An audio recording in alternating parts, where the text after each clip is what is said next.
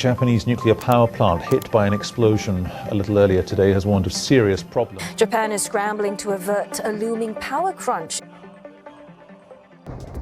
When I was 8 years old, I visited India, and I was surprised to see that the power was shut off for a few hours every single day. At the time, my main concern was, how do I watch TV or how do I use the internet when the power was off? But looking back, these were the least of people's concerns.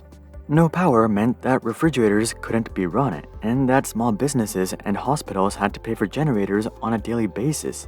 For many people living there, this was just a harsh reality of daily life. Naturally, you would assume that this is only an issue in developing countries, but one developed country that's very much facing the same issue is none other than Japan. Japan has not only had to implement electricity-saving measures like turning down the heat and dimming the lights, but they've been experiencing full-on blackouts. The country, with internet speeds of 319 terabits per second and bullet trains capable of reaching 603 kilometers per hour, is struggling to keep the lights on. At first glance, you might be driven to think that this is due to Japan's economic situation. After all, it's no secret that Japan has been facing an economic crisis for decades. They have a debt-to-GDP ratio of 257%. Their stock market hasn't made a new all-time high in 33 years, and the Japanese yen is at 35-year lows against the US dollar. All of these would be great reasons for Japan to cut back on power consumption and try to save money. But their economic crisis is ironically not the main reason that they're also facing an energy crisis.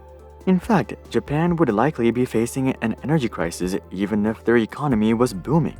The problem would actually probably be worse because people would likely consume even more power if the economy was booming. But then, if the problem isn't being able to pay for it, what is? Well, for Japan, the problem is actually getting their hands on electricity. For decades, 80 to 90% of Japan's energy has been imported. For perspective, only about 7% of America's energy is imported. This has become one of Japan's biggest bottlenecks, and despite their best efforts, they've been unable to escape the shackles of energy dependence. But how did such an advanced and developed country end up in a situation where they can't even keep the lights on? Taking a look back, Japan's energy crisis wasn't something that developed overnight. It's something that developed over a century dating back to the 1800s. It all started with a man named Emperor Meiji, who rose to power in 1868. When he took over, much of Japan was filled with a bunch of samurais that were constantly in conflict with each other. There wasn't much of a society or an economy, but Emperor Meiji was determined to change this. He wanted to implement practical imperial rule and focus on economic growth and enlightenment. One of the first things he did was abolish Japanese domains, which were basically the estates of super powerful landlords within the empire. Instead, he gave these powerful landlords positions as governors within the new empire. Emperor Meiji also moved to eliminate clashes between various armies and clans. He merged all the armies into one Japanese military and mandated that all Japanese men must serve at least 4 years in the armed forces. He figured that fighting side by side would help them put aside their differences and work together, and he was right. The entire area became more united than ever, and capitalistic ideologies were starting to spread. Emperor Meiji even went as far as establishing a national assembly and allowed Japanese citizens to vote. Clearly, even though Meiji was an emperor by name, he wasn't what you would normally associate with emperors. He wasn't a power-hungry man that was only concerned about increasing his own wealth and well-being. No, he truly wanted to revolutionize Japan and make the empire a force to be reckoned with. But while Meiji had all of these crazy ambitions, there was one thing that he was never willing to do, which was give up Japanese independence, whether that be political independence or energy independence. This did not mean that he blocked out the West altogether, though. He was very much willing to listen to their ideas and take their advice, but he wanted all growth to originate from Japan itself, and that's exactly what happened. As the textile and railroad industries grew, so did the coal production industry. During Meiji's reign, Japan's silk exports grew from 646 tons to 9,462 tons. But their coal production grew even more, from 0.66 million tons to 23.5 million tons. By the time Emperor Meiji died in 1912, the Japanese Empire had become the most developed nation in East Asia, and this kind of got to their head. They would provoke the United States by bombing Pearl Harbor, and that didn't really end all that well for them.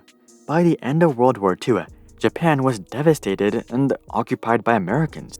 But while Japan may have been physically destroyed, their spirit and pride was still very much intact. They may have lost the conquest war, but they sure as hell weren't gonna lose the economic war. And fortunately for them, the West was very much on their side. Having capitalistic success stories in the East with Japan and South Korea was very much important for the West and their war against Socialist China and the USSR. So the West supported Japan all the way, and before you knew it, the country was booming. But there was one minor issue. Japan's natural resources could not keep up with the West-supported steroid growth. If this was during regular times, Japan probably would have considered more sustainable options. But tensions were high with the Cold War, and Japan had way too much to prove. So in 1960, the Japanese government allowed imported oil to compete with domestic coal as a prime source of energy. And this marked the beginning of Japan's energy dependence. Throughout the 1960s, Japan would experience some of the most explosive economic growth numbers ever recorded. Their energy dependence also skyrocketed from 42% to over 90%. But very few people saw this as a problem. Many people actually saw this as an advantage. You see, Japanese coal production was extremely expensive relative to the US and Europe due to poor mining conditions. So importing oil from Middle Eastern countries not only solved Japan's energy bottleneck, but it also reduced energy prices substantially. At first, this seemed like a win-win scenario up until 1973, when Japan first witnessed the horrors of energy dependence. This year, OPEC would introduce an oil embargo against the US and all of their allies, which of course included Japan.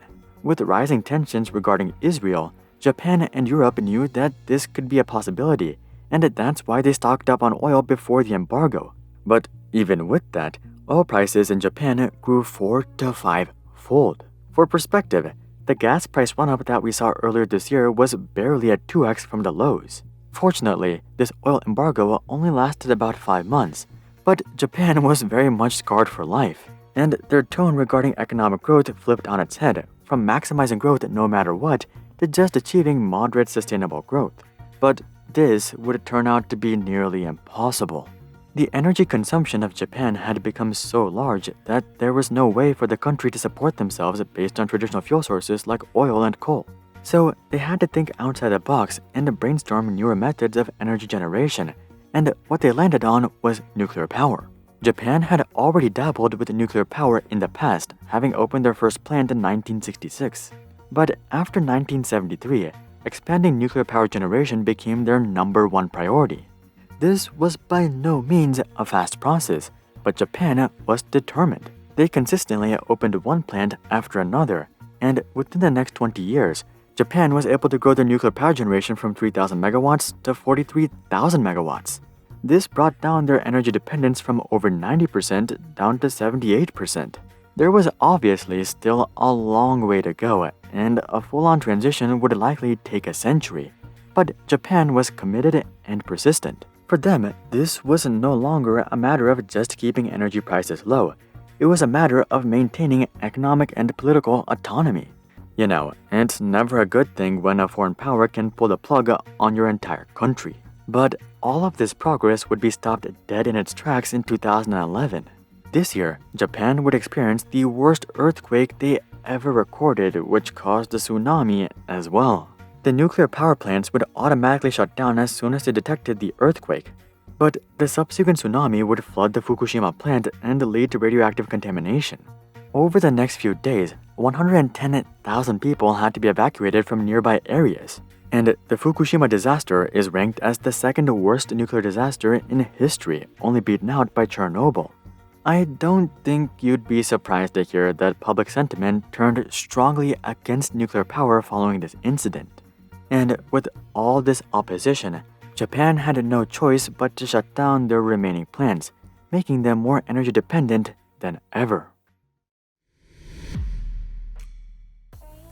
With an energy dependence of well over 90%, it's not surprising that Japan has to deal with conserving power and blackouts despite being a developed country.